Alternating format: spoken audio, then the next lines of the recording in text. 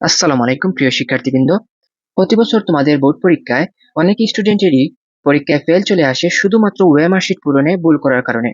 তো আজকে আমরা দেখাবো কোন কোন ভুলের কারণে তোমাদের ওএমআর শিট বাতিল হয়ে যেতে পারে এবং কিভাবে তোমরা ওএমআর শিট পূরণ করলে তোমাদের খাতাটা বাতিল হবে না। তো চলো আমরা দেরি না করে শুরু করি।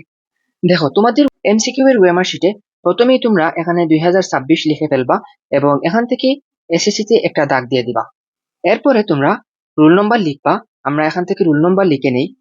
এই রোল নম্বর লেখার ক্ষেত্রে তোমরা সতর্কতা অবলম্বন করবা যেন রোল নম্বর লিখতে কোনো ভুল না হয়, এবং এখান থেকে রেজিস্ট্রেশন নাম্বারও তোমরা লিখে নিবা। এবং তোমরা কিভাবে ফিল আপ করবা, দেখো এখানে 1 আছে, প্রথমে একটা 1 এ নিচে এরকম ছোট্ট করে একটা দাগ দিয়ে দিবা।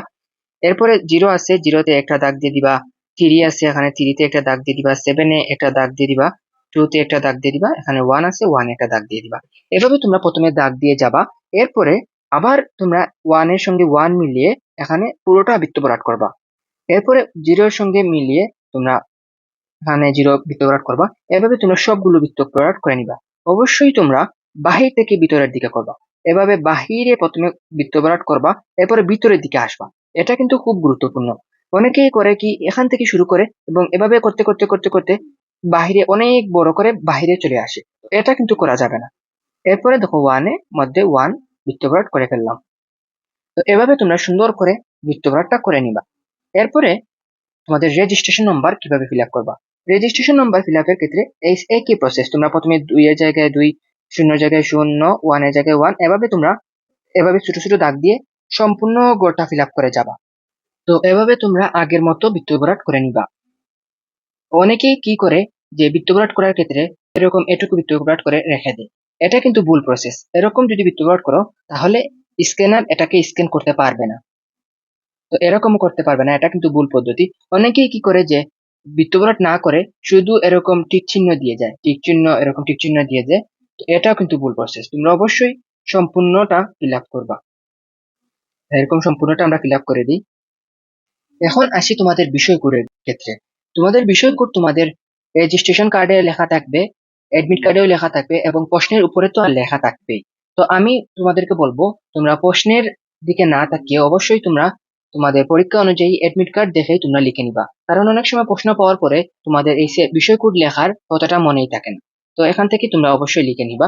আমি তোমাদের এখান থেকে তোমাদের যে সাবজেক্টের এমসিকিউ আছে, যেমন তোমাদের আইসিটির আমরা ক্ষেত্রে দেখি। তোমাদের আইসিটির ক্ষেত্রে এখান থেকে আইসিটির বিষয় কোড হচ্ছে 275। আইসিটির বিষয় কোড এখানে লিখলাম। লিখে এখান থেকে আমরা ফিল আপ করি 2, এখান থেকে আমরা 7 বৃত্ত ভরাট করি এবং 5 বৃত্ত ভরাট করি। এবং তোমাদের এমসিকিউর ক্ষেত্রে আরো একটি অপশন হচ্ছে এক্সট্রা, যেমন সেট কোড। সেট কোডের ক্ষেত্রে তোমরা অবশ্যই খেয়াল রাখবা, কারণ তোমাদের সেট কোড যদি তোমরা না লেখো তাহলে তোমার সারা উত্তরপত্রটা বাতিল। দেখো এখানে লেখা আছে সেট কোড না লিখলে বা বৃত্তভরাট না করলে উত্তরপত্রটা বাতিল হয়ে যাবে। তো তোমার সেট কোড যদি ক সেট কোড থাকে, দেখো এই স্ক্রিনে দেওয়া এই ছবিটা দেখো, এভাবে তোমাদের সেট কোড লেখা থাকবে। সেখানে দেখে তোমরা যদি ক হয় তাহলে ক, খ হলে ক।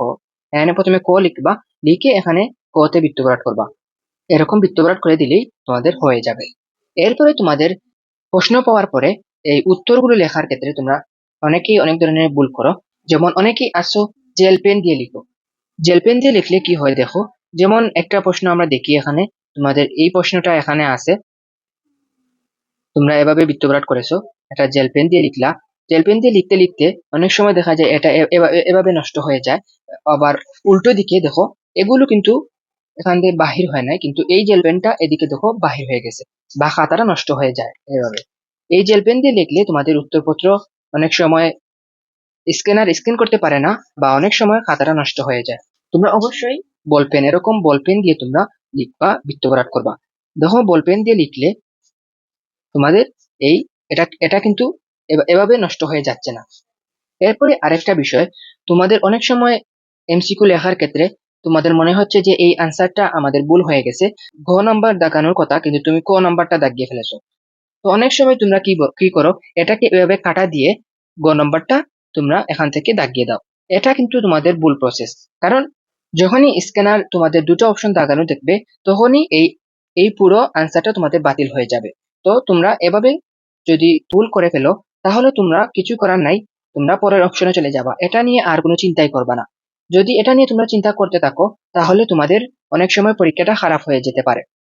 এরপরে অনেক সময় আরো একটি কাজ করে স্টুডেন্টরা, যেমন তোমাদের এই আনসারটা ভুল হয়েছে, তারা কি করে এটাকে এভাবে খাতাটা ছিঁড়ে, এভাবে দেখো দেখা যাচ্ছে কিনা, এভাবে খাতাটা ছিঁড়ে তারা চায় যে এই আনসারটা মুছে ফেলতে। তো এরকম যদি তোমরা খাতাটা নষ্ট করে ফেলো বা ড্যামেজ করে ফেলো তাহলে তোমার পুরো খাতাটাই বাতিল হয়ে যেতে পারে।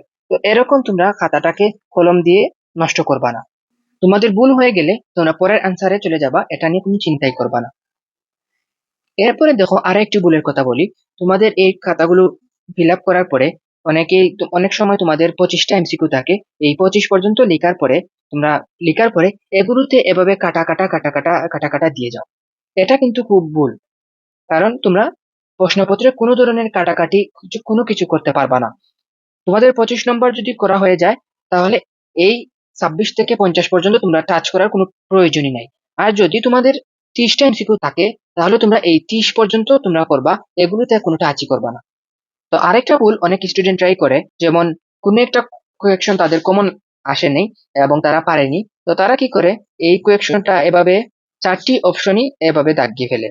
এভাবে 4টি অপশন যদি তারা দাগিয়ে ফেলে তাহলে এই 4টি এমসিকিউ দাগানোর কারণে তাদের এই এমসিকিউটা বাতিল হয়ে যেতে পারে, বা কোনো কারণে যদি মেশিনের যান্ত্রিক ত্রুটি থাকে তাহলে এটাকে একটা স্প্যাম ধরে পুরো খাতাটাই বাতিল করে ফেলতে পারে। তো আমি তোমাদেরকে অবশ্যই বলবো তোমরা এরকম কোনো কাজ করবা না। তোমাদের যদি প্রশ্ন কমন না আসে তাহলে তোমরা যে কোনো একটি দাগিয়ে দিবা, তোমাদের ভাগ্য থাকলে তাহলে হয়ে যেতে পারে, আর না থাকলে তো কিছুই করার নাই। কিন্তু এরকম ভুল তোমরা করবা না কখনোই। আর আরেকটা বিষয়, অনেকেই এই বর্ডার গুলোর মধ্যে কাজ করে বা অনেক সময় এই বর্ডার গুলো দিয়ে তারা এরকম বিভিন্ন ধরনের আঁকাঝুঁকি করে তাদের নিজেদের আর্ট দেখায়। তো এরকম যদি তোমরা কোনো কিছু করো বা এখানে কোনো ধরনের আঁকাআঁকি এরকম ক্রস এরকম সাইন দিয়ে যাও তাহলে তোমাদের খাতাটা বাতিল হয়ে যেতে পারে, কারণ এই খাতাটা তোমাদের স্ক্যান করা হবে কম্পিউটারের মাধ্যমে।